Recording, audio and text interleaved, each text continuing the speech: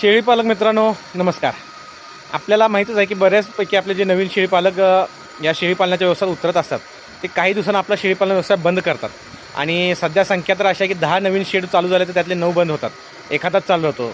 आणि याचं मुख्य कारण म्हणजे आपण जेव्हा आपली शेळी असू दे, बोकड असू दे, जे जनावर आपण आपल्या शेडवर आणण्यासाठी खरेदी करत असतो, त्यांना ज्यावेळी विकण्याची वेळ येते त्यावेळी आपल्याला आपण खरेदी केलेल्या किमतीमध्ये ती विक्री करू शकत नाही, किंबहुना त्याच्यापेक्षा फार कमी किमतीमध्ये विक्री होत असते. मग ह्याचं कारण काय आहे? तर मुख्य कारण असं आहे मित्रांनो की आपण जास्तीत जास्त ग्राहकांच्यापर्यंत पोहोचू शकत नाही. आणि त्यामुळं जे काही थोडे लोक येतात ते त्यांच्या हिशोबानं कमी रेटमध्ये आपल्याला ही जनावरं मागतात आणि आपल्यालाही नाईलाजानं ती विक्री करावी लागते. तर अशा वेळेला आपल्या शेळीपालकांच्या मदतीला कोणीच नसतं. त्यासाठी मग आम्ही एक असा विचार केला की आपण एक असं यूट्यूब चॅनल चालू करावं की जे फक्त शेळी, मेंढी आणि आपल्या देशी गाई या जनावरांसाठी खरेदी विक्रीचं काम करेल.